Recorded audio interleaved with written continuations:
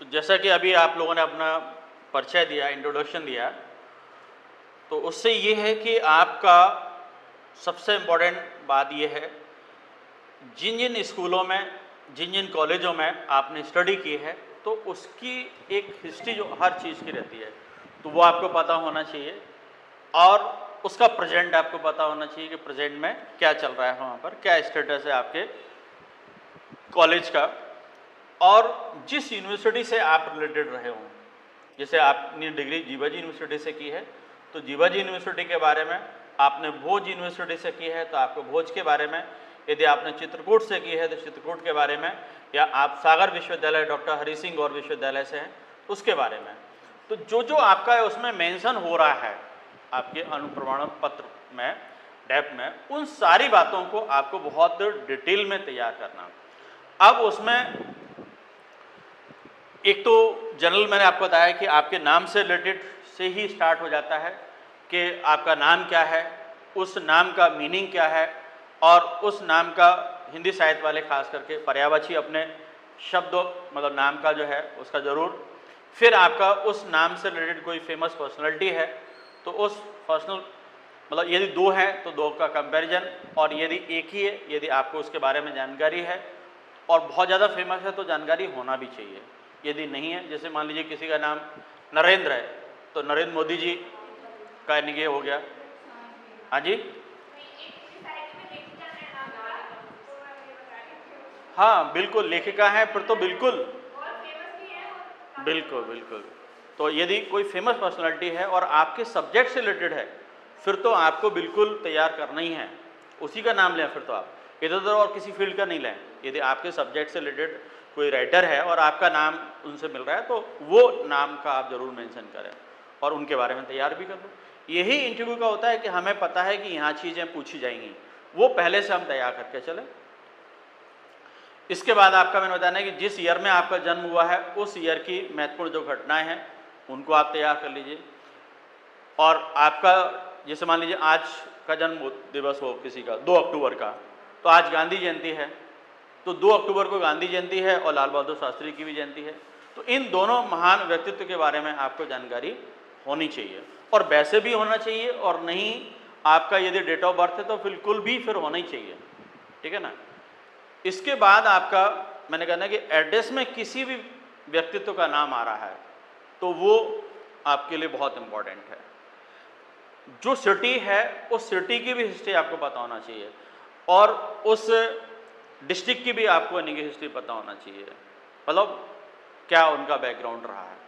फिर आप जिस ज़िले से हैं उस ज़िले के बारे में पूरे आपको सारी यानी कि जोग्राफिकल कंडीशन क्या है, भौगोलिक यानी कि स्थिति क्या है। उसके बाद आपका वहाँ का राजनीतिक परिदृश्य कैसा रहा आज़ादी से लेकर के और अभी तक का पूरा। फिर सोशल कंडीशन कैसी है वहाँ पर, कल्चरल सिनेरियो क्या है, फिर इकोनॉमिक कंडीशन कैसी है, और यदि कोई बड़ी वहाँ पर ऐसा अचीवमेंट रहा है वो, और यदि कोई बहुत बड़ी घटना या दुर्घटना हुई है पहले भी, तो उन सारी बातों को आपको यानी कि शामिल करना है इसमें। फिर आपका यानी कि डिस्ट्रिक्ट से निकल करके आप स्टेट लेवल पर आ जाते हैं। तो स्टेट लेवल पर यानी कि आपका एमपी गवर्नमेंट क्या कर रही है, एमपी गवर्नमेंट के लिए चलाई जा रही योजनाएं, और ख़ास करके आपकी जो एजुकेशन से रिलेटेड हैं, शिक्षा जगत से संबंधित हैं, और वो भी आपकी हायर एजुकेशन से रिलेटेड, उन सारी यानी कि योजनाओं के बारे में आपको पता होनी चाहिए। फिर आप यदि महिला हैं तो महिलाओं से रिलेटेड जो भी यानी मध्य प्रदेश सरकार के द्वारा योजनाएं चलाई जा रही हैं वो, और इन योजनाओं का उद्देश्य क्या है, किस वर्ष से स्टार्ट हुई हैं, और उनका अचीवमेंट क्या है, यानी कि आपका प्रदेश में या सोसाइटी में क्या उसका यानी कि अभी तक मतलब इफेक्ट हुआ है, इम्पैक्ट हुआ है, वो सारी चीज़ें आपको पता होना चाहिए।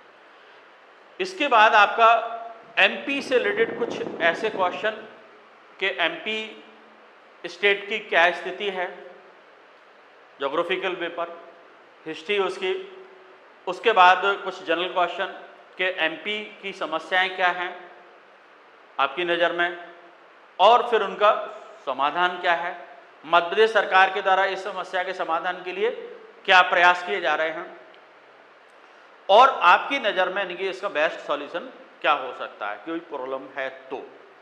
और फिर अलग अलग टाइप के आपका यानी कि अचीवमेंट अलग अलग फील्ड में, जैसे पर्यटन के क्षेत्र में मध्य प्रदेश की क्या स्थिति है, मध्य प्रदेश सरकार के द्वारा क्या प्रयास किए जा रहे हैं, है ना।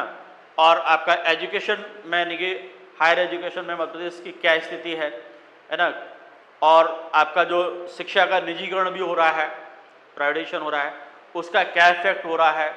और यानी कि आपका जो शिक्षा के क्षेत्र में सरकार के द्वारा क्या क्या प्रयास किए जा रहे हैं और वो प्रयास यानी कि कहाँ तक सफल हैं, और आपकी नज़र में कोई एजुकेशन का ऐसा मॉडल जो मध्य प्रदेश की शिक्षा को गुणवत्तापूर्ण बना सकता है, तो वो कोई एक मॉडल आप बताएं। तो ये आपका यानी कि एमपी लेवल पर जो भी है वो सारा चीज़ें आपसे डिस्कस की जा सकती है। अदर स्टेट का कोई व्यक्ति है तो मैंने कहना कि उस स्टेट की और एमपी की स्टेट्स की कुछ यानी कि फील्ड में कंपैरिजन भी किया जा सकता है।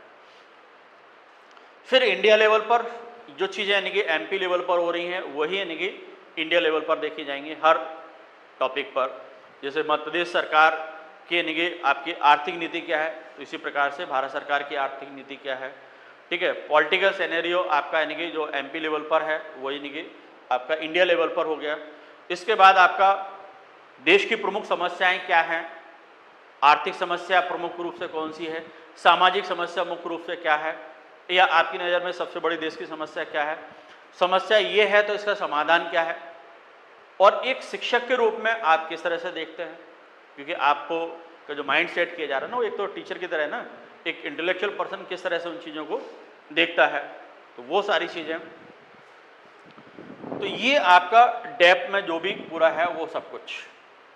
फिर आपका दो चीज़ें और होती हैं, एक आपका सब्जेक्ट और एक आपका करेंट अफेयर्स।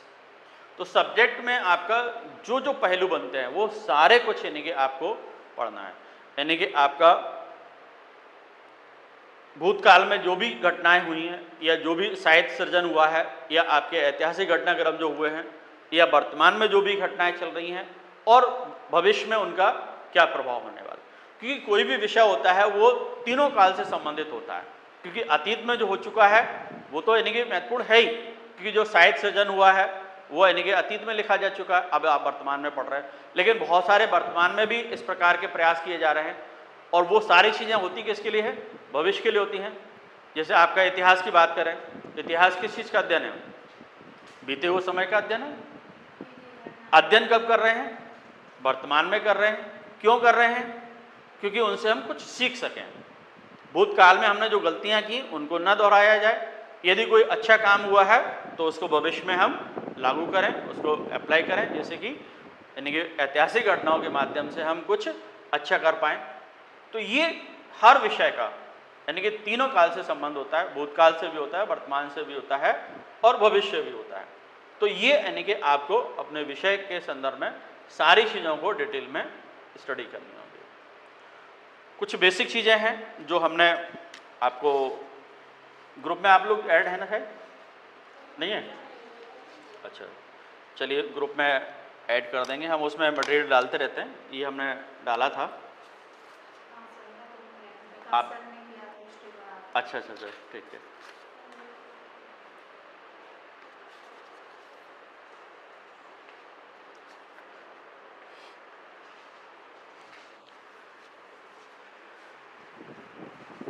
देखिए इन बातों को आपको बिल्कुल दिमाग में रखना ही है।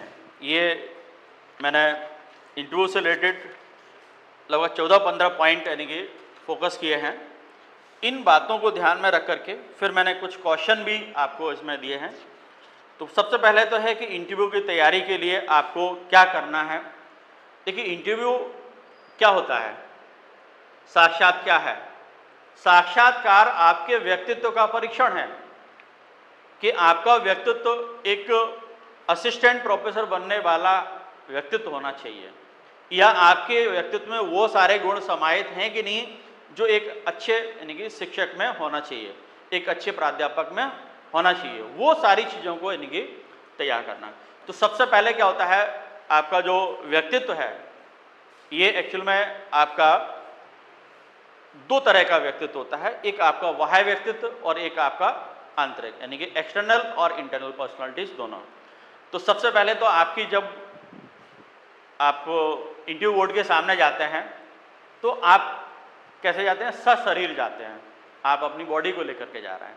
तो वो बॉडी आपकी जो है ना, वो आपका सबसे फर्स्ट अपीयरेंस है कि आपने किस प्रकार के कपड़े पहने हैं, आपकी वेशभूषा क्या है ना, आपको यानी कि किस तरीके से खड़े होते हैं, किस तरीके से आप नमस्कार करते हैं, और जब बैठते हैं तो किस तरीके से आप बैठते हैं, और बैठने के बाद फिर आपका उनके साथ में आई कांटेक्ट किस तरीके से होता है।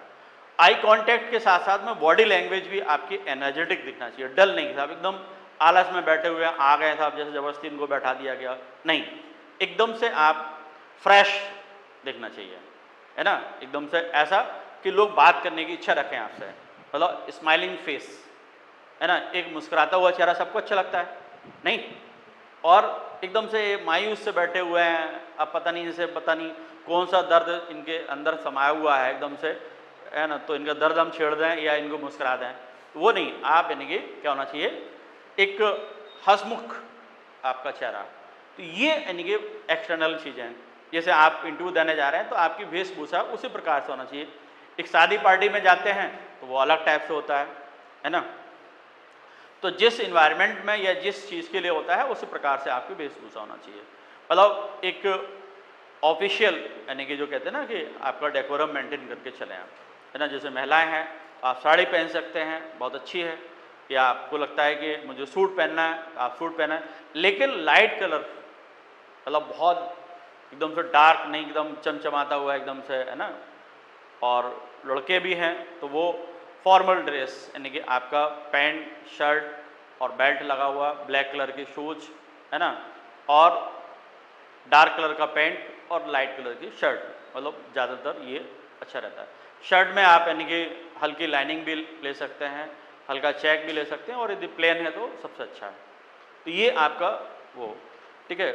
बाल भी के समरे हुए होना चाहिए, है ना, कि साहब जैसे लग रहा है कि साहब उठ के आए अभी आ गए सीधे सीधे, है ना, या एकदम से ऐसे नहीं कि बिखरे हुए बाल, वो सारी चीज़ें, मतलब आप एक समरे से अच्छे व्यक्तित्व के साथ में जाएं। फिर उसके बाद आपका जो भी मैंने कहा ना कि डॉक्यूमेंटेशन है वो आप प्रॉपर तरीके से करके रखें। यदि कोई चीज़ छूट जाती है, अभी आप अपने टैब में नहीं भेज पा रहे हैं, कोई बात नहीं है, तो वहाँ बाद में आप यानी कि उसको सबमिट कर सकते हैं। इंटरव्यू से पहले वहाँ पर आपका डॉक्यूमेंटेशन एक बार पूरा आपको दिया जाता है, पूरा आप चेक कर लीजिएगा, आपकी कोई भी उसमें छूटा हुआ है तो आप वहाँ कंप्लीट कर लीजिए, कोई आपका डॉक्यूमेंट्स नहीं लगा है तो वो आप लगा लीजिएगा, तो वो सारे यानी कि आप बाद में भी कर सकते हैं, लेकिन अभी फॉर्म भरना बहुत ज़रूरी है।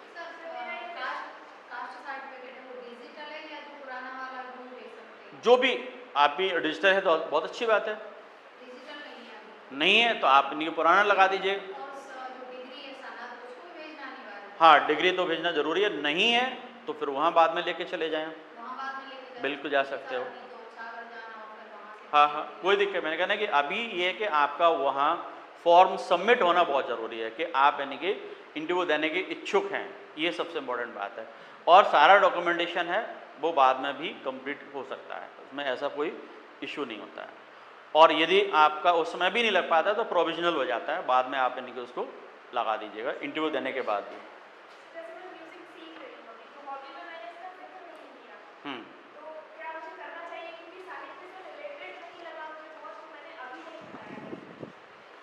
देखो, संगीत और साहित्य दोनों बहुत बढ़िया चीज़ें हैं और एक दूसरे के साथ जुड़ी भी हैं। यदि आपको आती हैं तो बिल्कुल आप लगा दीजिएगा, है ना, और सीख रहे हैं तो और अच्छी बात है कि उस चीज़ को जी रहे हैं आप। देखिए, सबसे बड़ी इंपॉर्टेंट बात ये होती है कि लगभग 80% लोगों की कोई हॉबी होती नहीं है, वो इंटरव्यू के लिए बनानी पड़ती है। लेकिन यदि आपने कोई बना ली है तो उसकी बहुत इंपॉर्टेंट जानकारियाँ सारी हासिल करें और उसको इंटरव्यू से पहले आप जिएँ, उस लाइफ को जीने की कोशिश करो। जो भी आपने उसमें लिखा हुआ है अभिरुचि के तौर पर, हॉबी के तौर पर, उन सारी चीज़ों को नहीं कर रहे थे कोई बात नहीं है, लेकिन यदि आपने मेंशन किया है उन चीज़ों को करें। लेटेस्ट में सारी चीज़ें यानी कि आपकी एक्टिविटीज़ में शामिल हो जाएं, जिससे कि आपका माइंड सेट हो जाता है। क्या होता है, माइंड सेट होना बहुत ज़रूरी होता है कि वो चीज़ें आपको माइंड में सिग्नल दे रही हैं, तुरंत ही वो क्लिक करेंगे क्योंकि आप जी रहे हैं। अदरवाइज वो तो यानी कि अतीत में किया हुआ था, बोले अब नहीं कर रहे हैं, तो वो सब गड़बड़ है ना।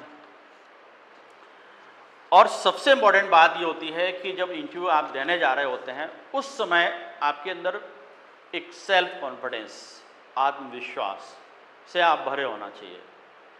आत्मविश्वास से भरे होना चाहिए, लेकिन ओवर स्मार्ट नहीं होना चाहिए। इसमें अंतर है, ध्यान रखना, सेल्फ कॉन्फिडेंस में और ओवर स्मार्टनेस में।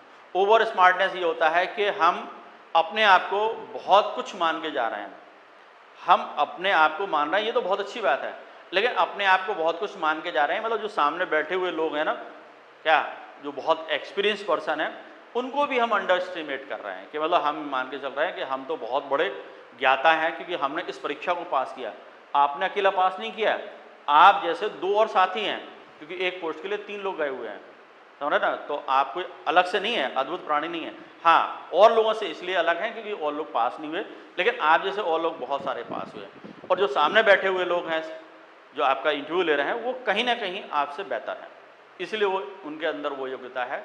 और जब आपको ये बड़ा वहम होने लगे कि हम तो बहुत बड़े यानी कि स्मार्ट हैं, हम यानी कि अपने इंटरव्यू बोर्ड को अपनी तरफ मोड़ लेंगे, हम ऐसा कर लेंगे वैसा कर लेंगे, ऐसा कुछ नहीं कर लेंगे, क्योंकि वो आपकी साइकोलॉजी को सब कुछ पढ़ लेते हैं कि ये पर्सन क्या चाह रहा है। वो चीज़ों को आप बिल्कुल दिमाग से निकाल दो कि आप ऐसा कुछ कर पाओगे। आपकी तो वो स्थिति है जैसे कोई छोटा सा बच्चा, 10-12 साल का बच्चा आपके सामने आकर के बड़ी स्मार्टनेस दिखाए, तो आप तुरंत कैच कर लोगे, बेटा तुम यहाँ झूठ बोल रहे हो, तुम यहाँ स्मार्ट बन रहे हो, ऐसा कुछ भी नहीं है ना। तो वही मान के चलना कि जब आपको ये वहम हो जाए तो आप ये मान के चलना कि जो आपके सामने 10 साल के बच्चे की स्थिति है वही आपकी स्थिति उनके सामने है, बोर्ड मेंबर के सामने है। तो वो बहुत एक्सपीरियंस लोग होते हैं, तो बेहतर है कि आप हकीकत में रहें, है ना, सेल्फ कॉन्फिडेंट रहें, ये बहुत अच्छी बात है। और जो भी आप बोलने जा रहे हैं उस पर आपके विचार बड़े स्पष्ट होना चाहिए। आप कहीं भी गलत जानकारी न दें, नहीं दे रहे हैं सॉरी बोलिएगा, कोई दिक्कत नहीं है। 10 क्वेश्चन आपसे पूछे गए, 5 पर आपने सॉरी बोला, बिल्कुल चलेगा, लेकिन आपने 10 में से 10 के जवाब दिए, इसमें 5 आपने गलत दे दिए, तो ये बिल्कुल भी बर्दाश्त नहीं है। मतलब ये माना जा रहा है कि आप एक ऐसे व्यक्तित्व के व्यक्ति हैं जो हर समय यानी कि दूसरों को मिसगाइड करने की कोशिश करेंगे। तो गलत कहीं भी नहीं बोलें आप, यानी कि नहीं आ रहा है, क्योंकि हर व्यक्ति सर्वज्ञ नहीं होता है, सारी चीज़ें आती हों हर किसी को, ऐसा बिल्कुल भी संभव नहीं है। तो इसीलिए आप यानी कि वही चीज़ को अपनाएं या वही चीज़ बोलें जो आपको अच्छी तरह से आती है। और यदि 10 क्वेश्चन में से आपने 5 जवाब दिए, 5 में से 2 जवाब भी उनको पसंद आ गए ना, तो बस आप मान के चलो आपका इंटरव्यू वहीं से सब कुछ हो गया। और यदि आपने 10 में से 3-4 क्वेश्चन के गलत आंसर देकर के उनको इरिटेट कर दिया, तो बकाया जो आपने और अच्छा परफॉर्मेंस किया था, मतलब 7-8 क्वेश्चन जो आपने अच्छे आंसर दिए थे वो भी बेकार हो गए, क्योंकि आपने 2-3 क्वेश्चन का ऐसा आंसर दे दिया जो बिल्कुल बोकस था आपका। तो ऐसा इंप्रेशन बिल्कुल ख़राब ना करें। हर चीज़ में आपके बड़े स्पष्ट विचार होना चाहिए। प्रश्न भी इंटरव्यू में 2 तरह के होते हैं, एक आपके फैक्चुअल होता है, तथ्यात्मक, जिनका यानी कि सीधा सीधा एक ही आंसर होता है, दूसरा कोई आंसर ही नहीं होता है। और एक वो होते हैं जिसमें आपका विचार जानने की कोशिश की जाती है, व्यू बेस्ड क्वेश्चन होते हैं, जहाँ पर आपका किसी भी विषय पर आपके विचार व्यक्तिगत जानना चाहता है। जैसे कि गांधी जी का जन्म कब और कहाँ हुआ था, तो इसका एक ही आंसर होगा, दूसरा कोई आंसर हो ही नहीं सकता, क्योंकि गांधी जी की डेट 2 अक्टूबर 1869 ही उनका डेट ऑफ बर्थ होगा। गांधी जी का जन्म एक ही बार हुआ है और वो यानी कि गांधी जी का जन्म गुजरात के पोरबंदर में हुआ, इसका दूसरा कोई आंसर हो ही नहीं सकता है। यदि इसके अलावा कोई आप आंसर दे रहे हैं तो बिल्कुल गलत है, यह तो आप बिल्कुल मत दो, सॉरी बोल दो। भाई जरूरी थोड़ी कि हमें हर चीज़ का आंसर आता ही हो, आप बिल्कुल सॉरी बोल सकते हैं, कोई नहीं कि साहब ये बहुत आसान क्वेश्चन था हम इसमें सॉरी बोल रहे हैं। गलत बोलने से अच्छा सॉरी बोलना है, तो आप यानी कि सॉरी बोल सकते हैं। लेकिन जहां आपके व्यक्तिगत विचार जानने की कोशिश की जा रही है तो वहां पर सॉरी नहीं होता। जैसे आपसे कहा गया कि आप असिस्टेंट प्रोफेसर क्यों बनना चाहते हैं, सॉरी सर, अरे इसमें तो सॉरी है ही नहीं है ना भाई, आप क्यों बनना चाहते हैं ये तो आपको पता होना चाहिए। आप जो भी बोलेंगे वो चीज़ें कंसिडरेबल हैं, जरूरी नहीं कि वो आपकी बात से सहमत हों, लेकिन वो यानी कि आपसे आंसर की अपेक्षा करते हैं, क्योंकि ये बहुत आसान सा सवाल है, वो यानी कि आपको बताना पड़ेगा। हाँ, ये पूछा जाए कि अभी हाल ही में मोदी जी किन देशों की यात्रा पर गए थे, तो आपको पता भी हो सकता है, नहीं भी पता हो सकता है। यदि पता है तो अच्छी तरह से आप बता दीजिए, नहीं है तो सीधे-सीधे सॉरी बोल दीजिएगा, झूठ बोलने की ज़रूरत ही नहीं है। लेकिन यदि ये पूछा जाए कि हमारे देश की आर्थिक स्थिति क्या है, तो वो आपको यानी कि कुछ बताने की कोशिश करना चाहिए। वो सैटिस्फाई हों या ना हों, लेकिन आपसे जानने की कोशिश की जा रही है। या उन्होंने कहा कि हमारे देश की सबसे बड़ी सामाजिक समस्या क्या है, तो बहुत सारी समस्याएं हैं, उनमें से एक ही तो पूछा उन्होंने कि किसी एक सामाजिक समस्या पर आप जिक्र करें। सॉरी सर, तो ये सॉरी नहीं है, ये बिल्कुल नहीं चलेगा। भाई हाँ, ये पूछ ले जाए कि हमारे देश में यानी कि वर्ष 2023-24 में दहेज के कारण कितनी हत्याएं हुई या आत्महत्या हुई, वो फैक्ट नहीं मालूम तो कोई दिक्कत नहीं है। लेकिन उन्होंने पूछा कि यानी कि हमारे देश में क्या दहेज की समस्या है, तो आप कि साहब मुझे नहीं पता साहब है कि नहीं है। अरे आप समाज के प्राणी हैं, समाज में रहते हैं, आप सॉरी कैसे बोल सकते हैं? तो जो भी आपके विचार हैं वो आपको व्यक्त करना ही है। तो आपके यानी कि आत्मविश्वास के साथ, स्पष्टता के साथ में अपने विचारों को वहाँ पर रखें। फिर आपकी चूंकि शिक्षा विभाग में जा रहे हैं, तो एजुकेशन एक बहुत बड़ा आपका यानी कि बेस है, जिसके बेस पर आपको वहाँ कॉल किया गया है। तो आपकी शैक्षणिक और आपका जो प्रोफेशनल बैकग्राउंड है वो सारा कुछ आपको तैयार करना है। मतलब स्कूल से लेकर के, स्कूल में भी खास करके आपका जो बोर्ड का है 10th और 12th का, वो थोड़ा सा आप देख लें, सब्जेक्ट को पूछ सकते हैं, क्योंकि आप एजुकेशन डिपार्टमेंट से ही आ रहे हैं। और ख़ास करके जो टीचर हैं स्कूल लेवल पर, तो उनको तो वैसे भी सब्जेक्ट अपने देख करके जाएं, और भी जो आपके उसमें मेंशन है वो सारा। फिर आपका ऐसा स्ट्रीम भी चेंज हो रहा है, जैसे आपने पहले बीएससी किया, फिर आपने एमए किया, तो एक क्वेश्चन यहाँ पर क्रिएट हो जाता है आपके लिए कि सब पहले आपने बीएससी किया, अब आपने एमए किया, तो ऐसा क्यों, है ना? तो ये इसका तो जवाब होना चाहिए। नहीं कर लिया अच्छी बात है, नहीं किया तो कर लो, इसमें सॉरी नहीं होता। सॉरी सर मुझे नहीं पता, अरे आपको नहीं पता तो किसको पता है?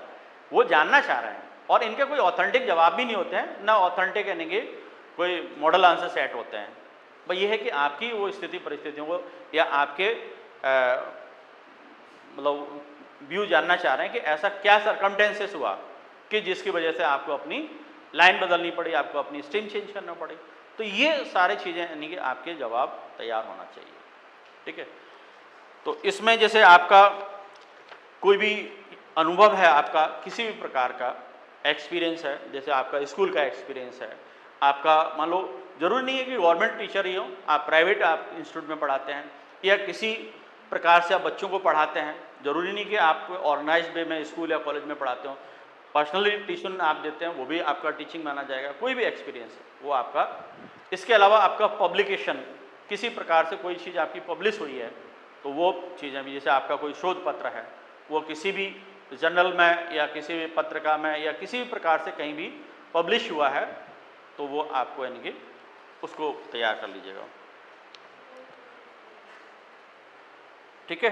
और यदि आपका शोध कार्य चल रहा है या आपका शोध कार्य हो चुका है, तो उसका जो भी आपके प्रोजेक्ट्स थे और उसमें जो भी आपके अचीवमेंट्स थे, उनको डिटेल में आपका पूरी तरह से तैयार कर लीजिएगा।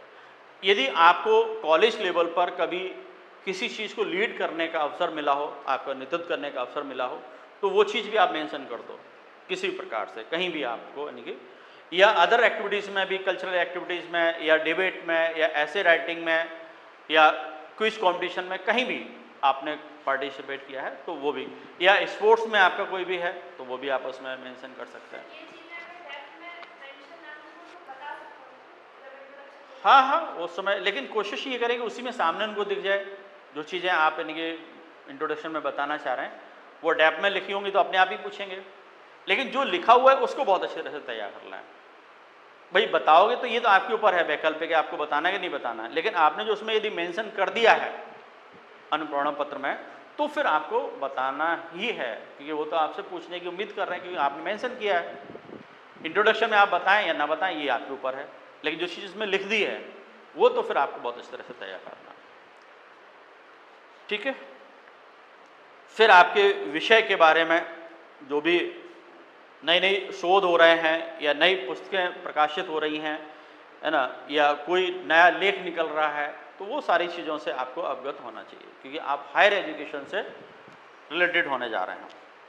ठीक है। और इसके बाद आपकी प्रमुख समस्याएं आपके विषय में क्या हैं, उनकी क्या चुनौतियां हैं, और यदि समस्याएं और चुनौतियां हैं तो उनका समाधान भी होगा, तो उनके लिए समाधान आपको बताने होंगे। फिर ये है कि आपका शिक्षण कार्य और शोध पत्र चल रहा है, मतलब आपका शोध कार्य भी चल रहा है, मतलब आप टीचिंग भी कर रहे हैं और आप रिसर्च भी कर रहे हैं, तो दोनों में आपको टाइम देना पड़ेगा। यानी कि टीचिंग के लिए भी आपको टाइम निकालना पड़ रहा है और अपने शोध कार्य के लिए भी टाइम निकालना पड़ रहा है, तो उसमें आप कैसे बैलेंस करते हैं, तो इन चीज़ों को भी आपको वहाँ पर उनको पूछेंगे वो आपसे, है ना। फिर इसमें आपका शिक्षण पद्धतियाँ जो भी है यूज करते हैं, आपका टीचिंग मेथड, तो बहुत सारे टीचिंग मेथड होते हैं, उन सारे टीचिंग मेथड्स के बारे में आपको जानकारी होना चाहिए। आप तो प्रैक्टिकली यानी कि टीचिंग कर रहे हैं तो आपको तो पता होनी चाहिए, और आप लोग भी चूँकि नेट क्वालिफाई है तो उसमें एक आपका जो फर्स्ट पेपर होता है तो उसमें टीचिंग मेथड का आपका सिलेबस में भी है, तो वो आपको पता होना चाहिए। फिर जो टीचिंग मेथड जितने भी हैं उनमें सबसे अच्छा आप किसको मानते हैं, और मानते हैं तो क्यों मानते हैं, और आप जो टीचिंग मेथड्स यूज़ करते हैं उनमें क्या क्या टूल्स आप यूज़ करते हैं अपने टीचिंग को यानी कि इफेक्टिव बनाने के लिए, इंटरेस्टेड बनाने के लिए। आप टीचर हो है तो आप अपने स्टूडेंट को कैसे मोटिवेट करेंगे, मतलब ज़्यादा से ज़्यादा स्टडी करे, वो क्या आप तरीका अपनाएंगे, आप स्टूडेंट के साथ में किस तरीके से यानी कि कनेक्टिविटी रखेंगे, आपका व्यवहार कैसा होगा स्टूडेंट के प्रति, आपको समाज में क्या कंट्रीब्यूशन दे रहे हैं, आपका क्या योगदान है समाज में, क्योंकि आप बड़ी एक जिम्मेदारी होती है। टीचर क्या होता है, एक सिर्फ पढ़ाने वाला व्यक्ति नहीं होता है, एक समाज को दिशा देने वाला राष्ट्र निर्माता होता है, तो वो आप किस तरह से योगदान दे रहे हैं टीचिंग के अलावा, और यानी कि क्या स्टूडेंट्स के लिए आप करते हैं, वो सारी चीज़ें यानी कि आपका उसमें होना चाहिए, है ना। विभिन्न शिक्षण पद्धतियाँ, छात्रों की सक्रियता को आप कैसे बढ़ाएंगे, है ना, और मूल्यांकन पद्धति यानी कि जो वैल्यूएशन मेथड है उसमें आप किस किस प्रकार से यानी कि कौन कौन से मेथड्स को अपनाएंगे, किस तरीके से। भाई अकेला वैल्यूएशन इसी से नहीं होता है कि हम यानी कि उसके रिटन एग्जाम ले लें, नहीं, यही होता क्या है, मतलब उसमें वैल्यूएशन मतलब है कि उसने कितना विषय को समझा है स्टूडेंट ने, तो उसका वैल्यूएशन के और भी बहुत सारे तरीके होते हैं, नहीं, तो उन सारी चीज़ों को आपको तैयार करना होगा।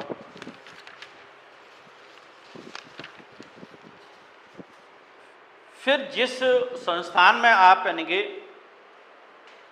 हैं अभी प्रेजेंट में, तो वो संस्थान के बारे में आप जानने की कोशिश करें, और फिर आप हायर एजुकेशन में जा रहे हैं तो हायर एजुकेशन की जो कॉलेज लेवल से लेकर के और आपकी स्टेट लेवल तक क्या हायरार्की होती है, मतलब पदाधिकारियों की, वो आपको पता होना चाहिए।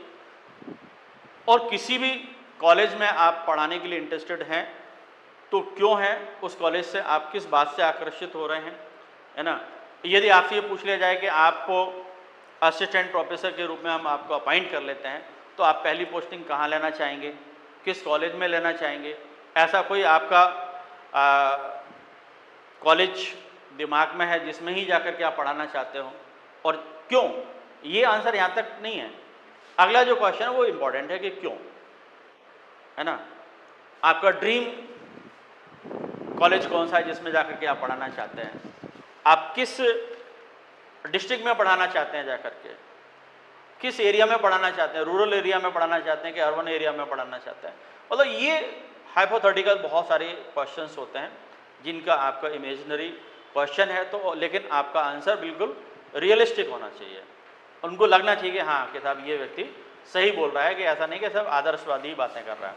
देखिए आंसर आपका एक्सट्रीमली नहीं होना चाहिए, अतिवादी नहीं होना चाहिए कि बहुत ज़्यादा यथार्थ वाला और बहुत ज़्यादा यानी कि आदर्शवादी, मतलब जो एक्चुअल पोजीशन है वो होना चाहिए। मतलब आपको आंसर थोड़ा सा रियलिस्टिक ज़्यादा पसंद किया जाता है। ऐसा नहीं कि साहब हर बात में आप यानी कि आदर्शवादी हो रहे हैं। तो वो ये माना जाता है कि ये ऐसा व्यक्ति है कि सिर्फ सिद्धांतों पे जीता, व्यवहारिक उसको जानकारी नहीं है। आप यानी कि आंसर में क्या होना चाहिए, प्रैक्टिकल नॉलेज झलकनी चाहिए आपके हर आंसर में। ठीक है। और सबसे इम्पॉर्टेंट बात यह है कि आपको अपने कम्युनिकेशन स्किल यानी कि संचार पर बहुत अच्छा ध्यान देना चाहिए, क्योंकि वहाँ पर आपको सिर्फ बातचीत ही तो करना है। तो बातचीत करने में किन बातों का आप ध्यान रखें। देखिए, एक क्या होता है कि एक ऐसा व्यक्तित्व होता है किसी किसी व्यक्ति का, उसको ऐसा लगता है कि सामने बैठे हुए लोग हैं, इनकी हम बहुत ज़्यादा तारीफ कर दें तो ये इम्प्रेस होकर के हमें नंबर दे देंगे। तो ये आप गलत मान रहे हैं, क्योंकि दया पर कोई भीख नहीं मिलती वहाँ पर, समझ रहे ना।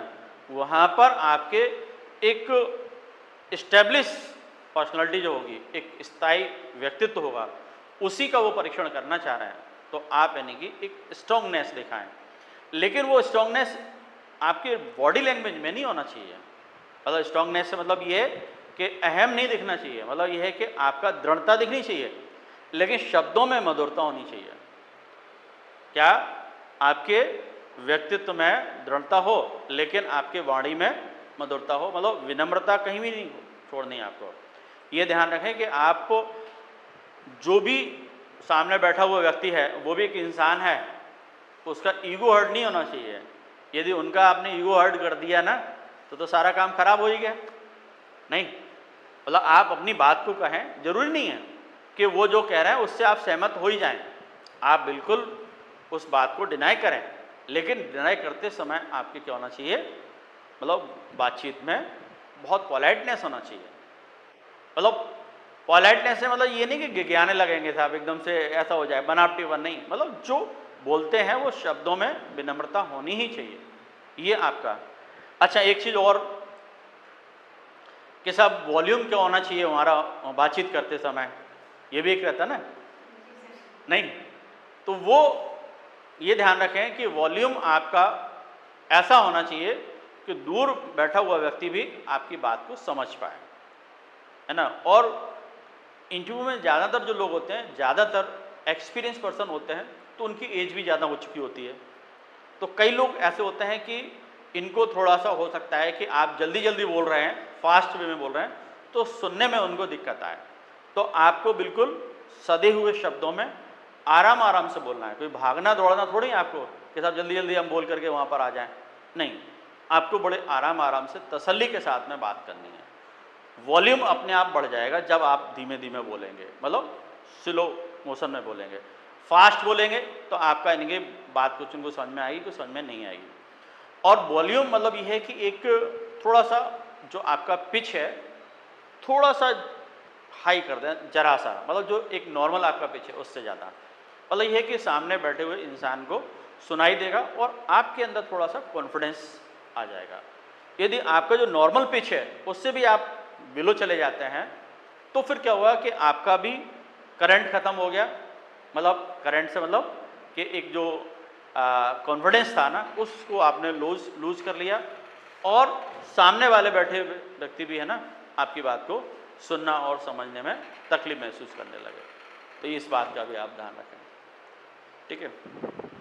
अब मैंने आपके असिस्टेंट प्रोफेसर के अकॉर्डिंग कुछ क्वेश्चनरी तैयार किए हैं।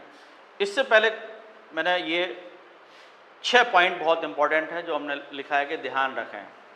पहला है आत्मविश्वास के साथ उत्तर दें। मैंने कहा कि सेल्फ कॉन्फिडेंस सबसे इंपॉर्टेंट बात, इससे कोई इंपॉर्टेंट बड़ी बात है ही नहीं है, क्योंकि आपको अपने आप पे भरोसा होना चाहिए। दूसरे का सहारा लेकर के वहाँ आप नहीं पहुँच पाओगे। अभी आप कितना भी सहारा ले लो मेरा या अपने साथियों का, लेकिन वहाँ पर आप जाएं तो एक अपनी विचार लेकर के, एक अपनी आइडियोलॉजी लेकर के वहाँ पर जाएं।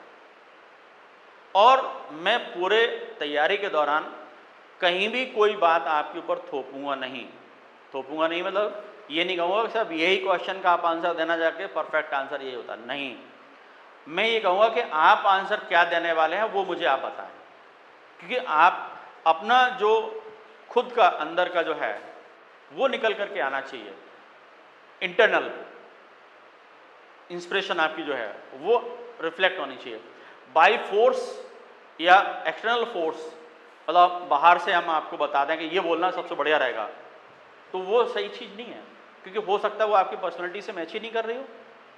नहीं, आपको मीठे का शौक है, हम आपको नमकीन खिला रहे हैं, या आपको नमकीन का शौक है, आप मीठा खिला रहे हैं, तो वो कहीं भी मैच नहीं हो रहा है। तो ये मैं कभी नहीं कहूँगा कि आप यही आंसर दें, मैं आपसे कहूँगा कि आप अपना आंसर मुझे बताएं।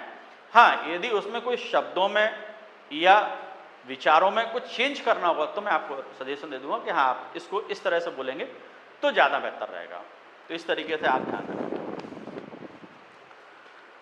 स्पष्ट और संक्षिप्त उत्तर दें। हाँ, ये ध्यान रखें कि आंसर आपके बहुत लंबे नहीं होना चाहिए, मतलब आपका जो भी क्वेश्चन है टू द पॉइंट आप आंसर दें। आंसर में बहुत लेंथी टाइप के नहीं होना चाहिए।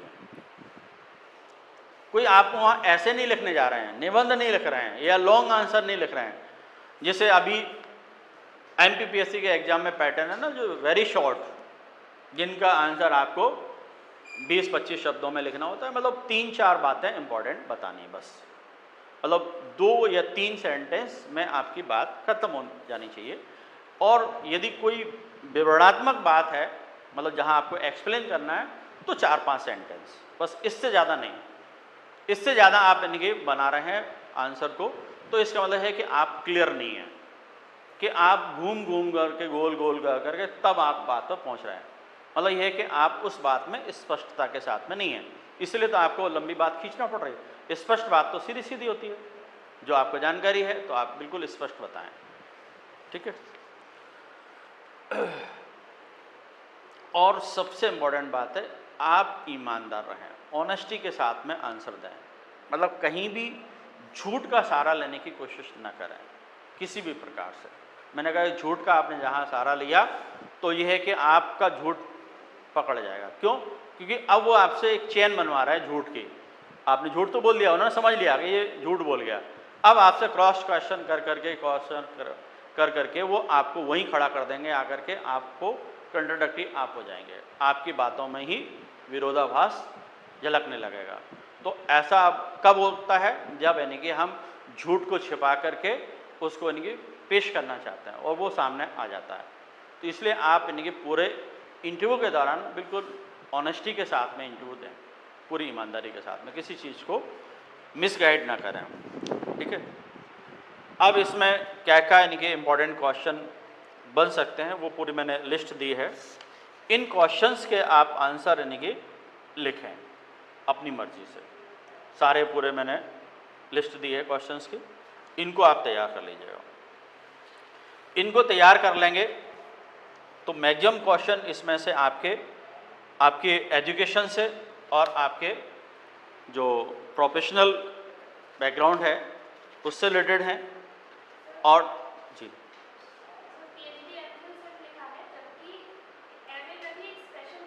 हाँ, बिल्कुल बिल्कुल, जो स्पेशलाइजेशन आपका है जिस चीज़ में, उसको भी आपने मतलब यहाँ पर शोध का लिखा है या विशिष्ट अध्ययन है, तो वो मतलब वो कहीं भी किसी प्रकार से आपका स्पेशलाइजेशन है वो आपको बताना है, ठीक है।